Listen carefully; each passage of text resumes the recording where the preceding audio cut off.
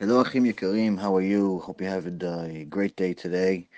Wanted to give our daily Chidush, Baruch HaShem. A lot of amazing things happening here in Jerusalem. Be'ezrat Hashem, good news. We're doing a shiur with Rabbi Mizrahi tomorrow night, and really looking forward to it. It's going to be in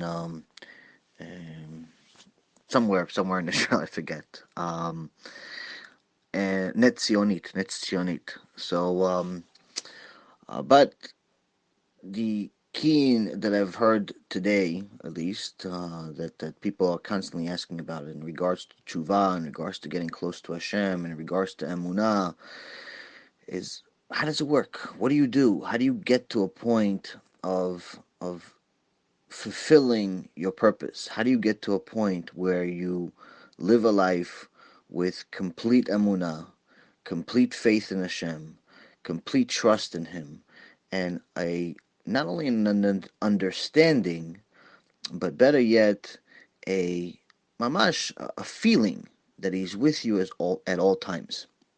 So we said this in one of our shiurim in Miami. I think it's shiur number 71. A lot of people liked it because they really talked to put this whole thing, I'm going to say in 10 minutes, in perspective over a couple of hours with a lot more details. But when it comes down to tshuva, when it comes down to doing things, a lot of people believe that, listen, if you take it one step at a time, step by step, small steps, eventually you're going to get to the prize. Maybe in life it works that way in some things, but when it comes to tshuva, it only works half the way. Meaning that, imagine you want to boil water, and you want to boil the water because you want to make yourself tea, or you need boiling water, nothing less, and obviously there's nothing more. But you wait, and then maybe 1 minute before the water actually gets to boiling, you take it off the pot. And then you put it back on the pot. And then 1 minute before it gets to boiling, you take it off and you let it cool. And then you do it again. So in so many words, you realize that it's never going to get to boiling. Why? Because it's always small steps. It's always small steps, but they're never big enough to get you to where you want to be.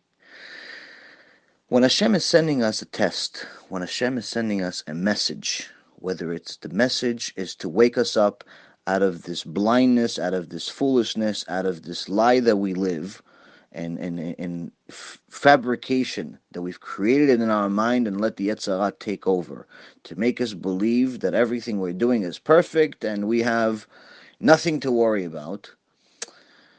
When Hashem sends us a message to wake us up, He's going to send it in several ways.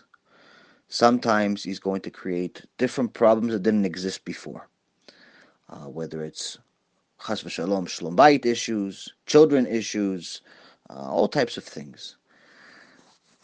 If our ways continue, the problems become bigger. He sends us money problems. If we don't listen, then He starts taking away a lot of money. They call money zuz in the Gemara because it moves from place to place. Zuz means move. And why? Because it moves from place to place. Hashem decides who to give His money to based on their actions. It's not your money, it's His money. All of it, everything is His. So He decides who to give it to, and sometimes He decides to take it away from somebody He lent it to, whether it be me, you, or anyone else that deserves that test, in order to wake them up and see if they look up at Shemaim and realize that it's all coming from Him in the first place.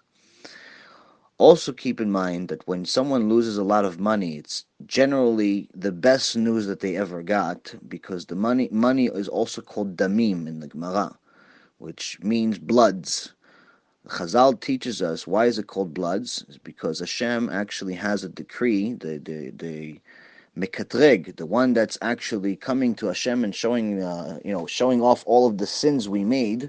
He tells Hashem, hey, listen, you built a world of justice, and based on the sins that this fellow made, he deserves a death penalty. Hashem obviously doesn't want to kill us, but at the same token, He has to be the God of justice. So He says, okay, instead of killing them, then I'll take away their money, because money is bloods. Money is a replacement of blood. Why? Because people spend their entire life, and in essence, all of their blood, to get money. So sometimes when we lose a lot of money, which obviously we take as bad news, naturally we do, it's actually the best news we ever got, because if you had $1 million or $100 million, if you're not here, it's not worth anything for you. You can't take it to Olam Haba. If we still don't listen, then obviously it becomes more difficult and health issues become a major problem. And Hashem is not just going to take us out of this world, and make us believe that, that this is it. That, okay, you failed your test and that's it. He's going to keep trying us and trying us and trying us. Why? Because he's trying to build us. When we realize that this is all a test, this is all part of the purpose, then we can move on to the next step. Then we realize that all of these difficulties are happening for a reason. Hashem is trying to wake us up, and He's telling us, my son, my daughter, you did the step by step. You got the water hot, but it's not boiling. I need it to boil. I need you to take a big step. No, not a small step, a big step. To show Hashem that we're genuine, to show Hashem that our tshuva is legitimate, to show Hashem that we actually believe in Him, bichlal. Once in a while, we have to take a big step. Get the water to be boiling. Once it boils, we get our tea, we drink the enjoyable tea, and we take small steps. Small steps and small steps and small steps and small steps. And once in a while, it's time to take a big step. Now, it's your choice of whether you're going to take the big step on your own, or you're going to wait for Hashem to tell you that you need to. Obviously, the suggestion is for you to not wait for Hashem to tell you, because Hashem is not like me sending you text messages in the middle of the night. Hashem sends you messages in a different way, and my suggestion is you probably don't want to hear those messages. You probably want to just do it on your own. Point being here is that, yes, small steps work, but only if they're combined with big steps once in a while to show that we're serious. This is the secret of tshuva. This is the secret to life. And this is secret to success in anything. You can't just take small steps forever. Bunting in baseball may get you on first base, but you're not going to win the World Series with just bunting. You're not even going to win the game with just bunting.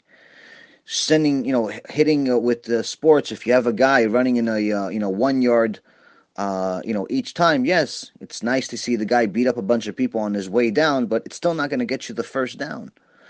Doing small deals every day, making $100, yes, it's nice. It's an extra $100 you didn't have, but it's not going to pay the overhead of a large growing company. Same concept works with Hashem.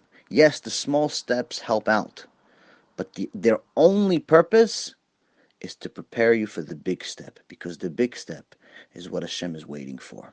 Be'ezrat Hashem, we all take this very seriously and realize that in the end of days that we find ourselves in, we always have to think about, if the Moshiach showed up today, have I taken a big enough step to see him and not be embarrassed? Think about this. Be'ezrat Hashem, you'll know the right decision.